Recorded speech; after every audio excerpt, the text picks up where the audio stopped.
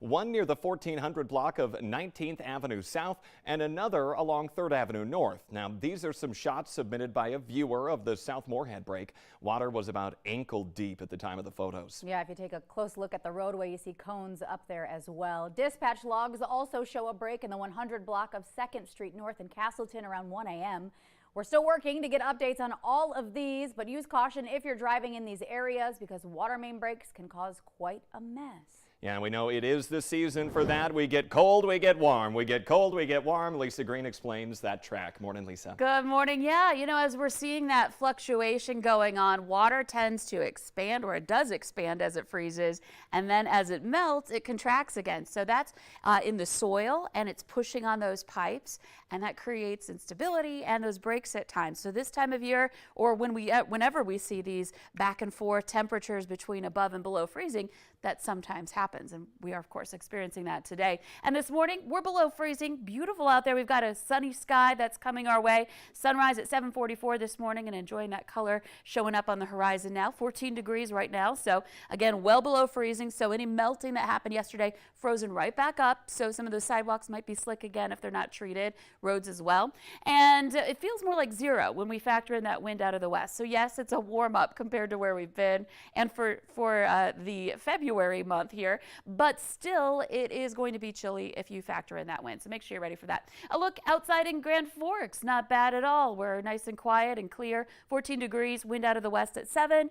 Feels more like 4 degrees right now. So conditions are looking good, feeling pretty good, as long as you're dressed properly for it. And we've got some radar and satellite picture here that looks really great. We've got just some clouds that are moving in from some of our western counties there, and that will continue to sweep through. And as that happens, it'll just be more partly cloudy, not necessarily overcast. So even after we get that beautiful sunrise, a few clouds passing by with sun shining between. So really nice for the kids out at the bus stop this morning. A temperature of about 20 degrees at 8 a.m. heading into school. And then for the 3 o'clock hour, we're back at that melting point, 32 degrees again. So maybe a little sloppy and slushy on the sidewalks this afternoon with that warm up, especially now that the sun's angle's a little more direct. We're getting a little more of that direct sunlight, and that does help to melt those pockets of snow and ice, especially on asphalt surfaces, but on concrete as well. So a little more efficient melting going on as we head into the rest of the season. And we've got temperatures that will help with melting into Wednesday as well.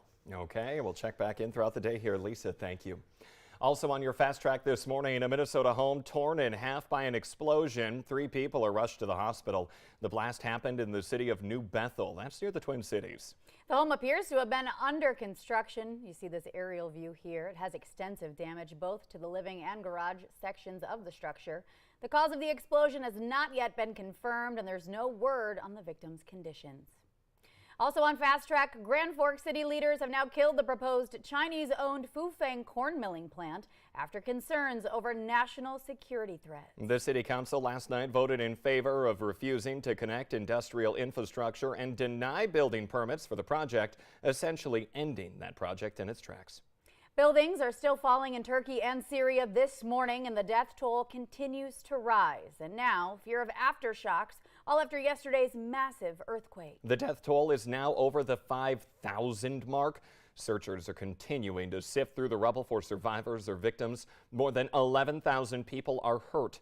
Yesterday morning's huge magnitude 7.8 quake was followed by another large 7.7 quake. Many governments are now rushing in to help. The airport in Istanbul is packed with people waiting to help victims in the search and recovery efforts. At least 13 European Union member countries have offered assistance. The United States now coordinating immediate assistance to NATO member Turkey, including teams to support search and rescue efforts. The Richland County State's Attorney's Office moving to dismiss charges against a Wahpeton murder suspect. 40-year-old Jeremiah Maidenwald was shot inside his vehicle near Stern Sports Arena in Wahpeton on January 16th. Anthony Kruger was arrested in the case, but investigators now say due to complexities of the case, they want to wait for more information to ensure a successful prosecution that he could be recharged with later. It's life in prison with no parole for the man who killed a Fargo couple and their unborn daughter in 2021. A Cass County judge yesterday sentenced 37-year-old Anthony Reese for the workplace deaths of Richard Pittman and April Carbone, who was 35 weeks pregnant at the time she was killed. On the day of the murders, there was a work fight between Reese and Pittman. Reese was ordered to go home for the day, but instead he grabbed a gun from his car, walked back into the factory, and then shot Pittman 4 times and Carbone twice. A woman now in jail accused in stabbing someone over the weekend. Fargo police say they were called to the 700 block of 3rd Street North on Friday night, where someone had been cut in the neck with a box cutter. Lynette Swanson was arrested for aggravated assault. That victim is expected to be okay. In the last 10 years, 3 officers at the West Fargo Police Department were injured after their vehicles were hit while on the side of the road. The department says the use of roadside flares are a big help when they are responding to those roadside calls. The Valley Today's Nishay Taylor joins us live this morning with details about a grant they were recently awarded that will continue to help. Good morning, Nishay. Good morning, Jordan and Ashland. That's right. The North Dakota AAA awarded the West Fargo Police Department a grant to purchase more of these. These are roadside flares. Now, they pretty much seem easy to use. You take the wrapper off, you pull the tab, and it seems as though they just strike up like a match. Now, the West Fargo Police Department says it gives them about 10 minutes worth of light here. Now, the flares are used during roadside calls like crashes, or if someone is off on the side of the road, like specifically here in the wintertime, when they're stuck in ditches. Now, officers say with more calls like these, the roadside flares gives more visibility to reduce the risk of being hit by oncoming traffic. We have to worry about the safety of ourselves, the citizens, and then the traffic on the road. So it's just kind of a lot of things going on. We're well trained in it, but these flares will just help reduce the risk. Officer Booth said that his officers have daily close calls with these types of incidents. So they are reminding folks to move over and slow down if they happen to see a roadside flare or police lights.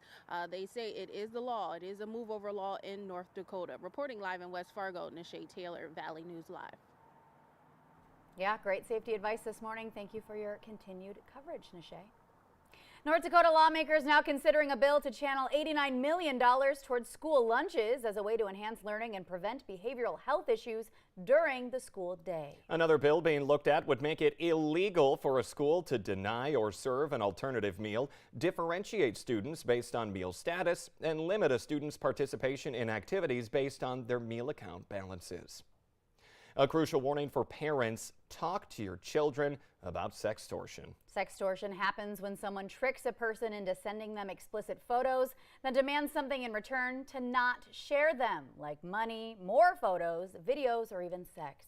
Officials say criminals often target boys around the ages of 10 to 17. Tragically, these crimes have led to more than a dozen young people committing suicide in the past year across the United States. What we're here today is to bring attention to this, and as the Commissioner noted, for parents to talk to their children about this, for trusted adults to talk to young kids about this, for everybody to have conversations with young persons so that we can protect them. Officials say most of these cases originate overseas, which makes it difficult to investigate or prosecute. They say the best way to keep your kids safe is by prevention.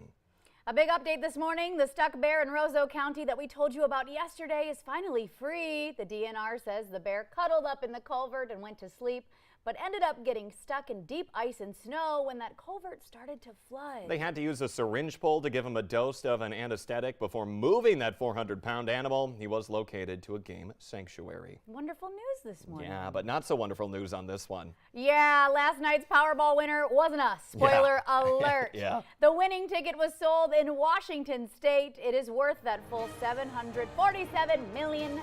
In case you're wondering, cash out option around $400 million. But hey, still check your ticket. You might get a couple of bucks out of it. Yeah, keep dreaming, everybody. Yeah, and keep having a good day. Take care.